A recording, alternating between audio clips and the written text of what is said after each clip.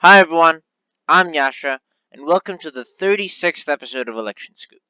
And today we'll be doing the last of the two-part series. I think this is the last two-part series of the end states, midterms being held in the end states. So North Dakota, New York, North Carolina, and New Mexico. So let's get started and see what these states have to hold. First up is New Mexico, which is holding a race for governor. Democrat Michelle Lujan Grisham is running against Republican Steve Pearce. I'm pretty sure both are congressmen, yeah. So two of three of New Mexico's congressional districts are vacant this cycle. Grisham is at 48% and Pearce is at 40%. So we can rate this as tilt Democrat because the incumbent actually is a Republican, but it is pretty close. Next up is Senate. Three-way race this time. Incumbent Democrat Martin Heinrich, Republican Mick Rich, and who could forget him, Libertarian Gary Johnson. Now, Johnson used to be a Republican, and he was actually governor of New Mexico, which explains why he's not doing too bad in the polls for third-party candidates. We rate this a safe Democrat because, let's face it, neither of those two are going to pass Heinrich, but just goes to show how powerful the libertarian ideals are in like the Southwest. New Mexico, Utah, not necessarily Utah, but Utah is a place where third-party candidates like Evan McMullen have done well. We'll get to Utah a little more down the line, but yeah, interesting. Now for the New Mexico House. As I said before, three congressional districts. Two of them are safe Democratic. One of them, which is currently held by Republicans, is a toss-up. So it could nothing might happen, or the Democrats could pick up that one seat. Next is New York, one of the largest states in the Union. Incumbent Democrat Andrew Cuomo is running for governor against Republican Mark Molinaro. As you can see by the polls, this race isn't even close. Cuomo's leading by 20 points, and this is safe Democratic. New York has an interesting system where candidates get endorsements from parties.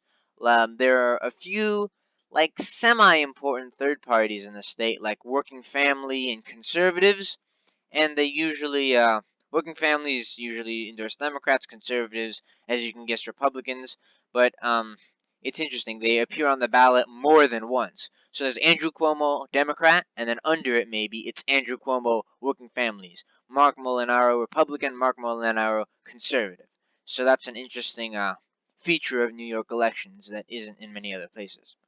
New York is also holding a race for senator. Incumbent Democrat Kristen Gillibrand is running for re-election against Republican Shel Farley.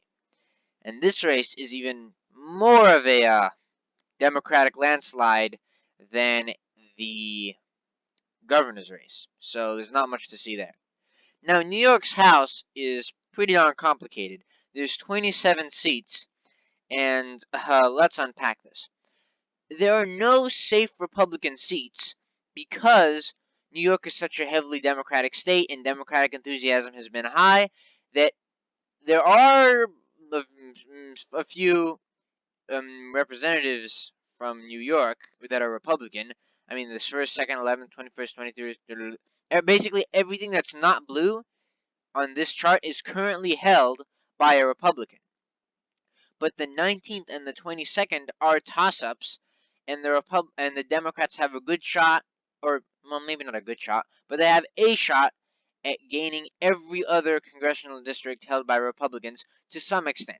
It's probably not going to happen, and it'll probably be just those one or two seats, but basically every Republican held seat in New York is to a degree competitive, and that's pretty scary for the Republicans. Now North Carolina, which is not holding races for governor or senator, so it's just another House thing. North Carolina was one of the most famously gerrymandered states in the entire U.S. Now it's gotten a little better, and the 13th district, which is held by Republicans, is a toss-up, and the 9th district, which is also held by Republicans, is tilting Democrats, so the Democrats are likely, although not certain, to win that one. and the Democrats also have a shot at the 2nd and to an extent the 8th district, but most likely they'll just pick up that 1 or 2. Last but not least is North Dakota. Now, before we get into this race, you have to think a little bit about North Dakota's history.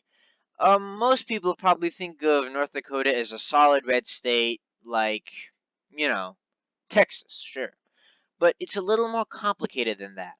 Until 2008, 2010, North Dakota, at least at the congressional level, House and Senate, was dominated by sort of old-fashioned labor union-y Democrats, mm, basically labor unions against big corporations, kind of populist, charismatic, and Heidi Heitkamp is the last of that dying breed. She's the incumbent Democrat, but she's losing in the polls by an almost unheard of margin for an incumbent to Representative Kevin Cramer, a Republican. And so this is likely look at these asterisks. I think this is the first time in a head-to-head match, not House of Representatives, that a seat is held by a party and that incumbent is very likely, although not certain, but very likely to lose re-election. So that's not great for the Democrats, but North Dakota was not probably going to be a long-term part of their strategy anyway, which is unfortunate, but such is life. Last but not least, the North Dakota House. Now, as I said before, these single states, these thinly populated states with only one congressional district are lucky because they get their own head-to-head, because I'm not just going to make a house slide that just says District 1. So Democrat Max Schneider is running against Republican Kelly Armstrong. If you'll remember, the incumbent representative Kevin Cramer is running for Senate. And honestly, while Schneider is way down in the polls, Armstrong himself is not doing so much better. As a matter of fact, he's doing worse than Cramer. So we rate this as safe Republican, but in good old North Dakotan fashion, there is a path for the Democrats not to win, but to gain seats and kind of impress people outside the state who don't think Democrats have as much oomph as they really do. So that's the situation in the last 4 end states. Join us next time for a whole new slate of states to be covered for election midterms. So thanks for watching, and remember, don't forget to vote.